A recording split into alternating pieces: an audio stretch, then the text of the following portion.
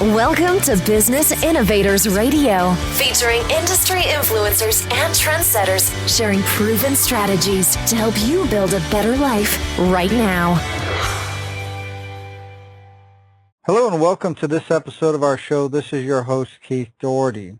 Today our special guest is top real estate agent Bill Ruane of RE/MAX Estate Properties based out of El Segundo, California. Bill has been in the real estate industry for 27 years. He has been recognized by RE/MAX as their #1 agent in the United States, has received the Luminary of Distinction Award, which recognizes the highest level of achievement in the RE/MAX organization, and the Circle of Legends Award, which is rewarded by RE/MAX to agents who have earned at least $10 million in gross commissions. Bill was also featured as one of the top 100 in the Wall Street Journal Real Trends 2014. All right, with all that said, Bill, welcome to the show. Thank you. It's my pleasure. Bill, if we could start for our listeners, what led you into real estate? Was it something that you always knew you wanted to do, or did you maybe stumble into it? More of a stumble into it, I would say. I was going for a career in public relations, and I worked for Embassy Suites in their marketing division, and basically more and more I was kind of fascinated with the real estate growing up because my best friend's dad was Brandlin Realty, but I never thought I'd get into a career with it. Excellent. And Bill, can you talk a little bit about the personal attributes, traits, or qualities that you think have most contributed to the success that you've had in real estate? I think the key is the diversity, and I'm talking about economic diversity as well as cultural diversity. I went to a private school, but predominantly my friends were from the public school, and I think you get the diversity growing up from the very well-to-do to the normal every day in day out people. If you have that in high school, I think you take it along with you through life. And do you think you could give our listeners an example of when these traits have played a role in your path towards success?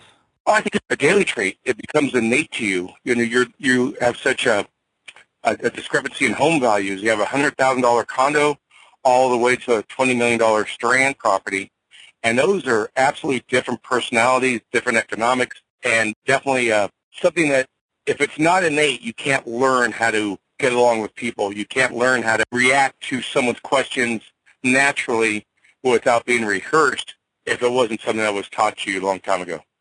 And Bill, I think with all success, usually the path to get there, it's not always a smooth road. Sometimes there's bumps in the road and some trials along the way.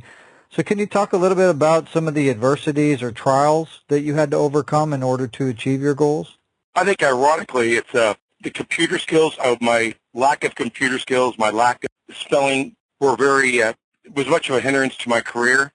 Even though I went to private school, I was great with overcoming showing up to school and averaging out my D's on spelling tests to my A's on presence. But that was definitely an adverse because it made life simple to be able to be good with computers. It's almost like cheating in a way. I mean, if you go straight to the thing, instead I have to look up things in the book, write things down in my notebook, which I still do to this day. And Bill, as you hit obstacles, as things come up along the way, why don't you give up? What's your driving force? I found out that even though they were obstacles, they ended up being a great attribute. I was forced to pick up the phone and call people.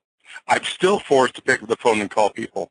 I don't email. I do have a staff that does email, but I found out the communication you have when you're talking with people, you can't replace that.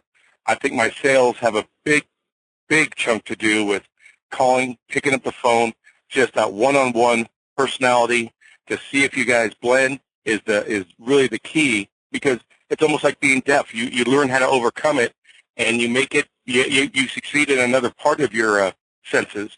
And in my case, it's picking up the phone and not being able to email, to be forced to talk to the people. It takes a little longer during the day, but I think your end result is 100% better. And Bill, I guess looking forward, what's your vision for your career, say, over the next 5 years? Well, I think it's, as long as you grow, the whole thing is, never be satisfied, always be happy. But when I say that, you want to be happy by growing, and that's by never being satisfied. I don't want to be the guy who just, hey, I'm okay just making these amount of sales or these amount of calls or anything. And it's not the money. If you make the money first, you'll get yourself in trouble because that'll be your driving force. It's more the motivation to a challenge. I want to sell this many homes this year. I want to improve myself by 5% a year on my sales. I don't care if the sales is a home that's 100,000. If I get 5% more sales, that's an improvement. It's not saying I get one strand home that covers 80 homes in a poor area. It's all about growing. I guess kind of on top of that, what do you feel is the best way that you market yourself as a real estate professional so that you can have continual growth? I think the key thing, and it sounds very corny, but if you're just yourself and just market yourself as simple as I am, hey, you know what, you don't have to think of how you were with that person or the other person you were with the week before. If you're consistently the same, and in a positive sense, then you don't have to pretend to anybody. And if they like you, you match, and if they don't, if there's something that doesn't match, that's part of life, and you kind of grow with it. And it's hard not to take personal. At the same time, we're all humans. And Bill, I think sometimes when the general public looks at real estate agents, sometimes I don't think they really understand everything that you bring to the table, all the value you provide, both from a buyer and a seller standpoint, basically everything you do. What do you think the biggest misconception or myth that people have about working with a real estate agent?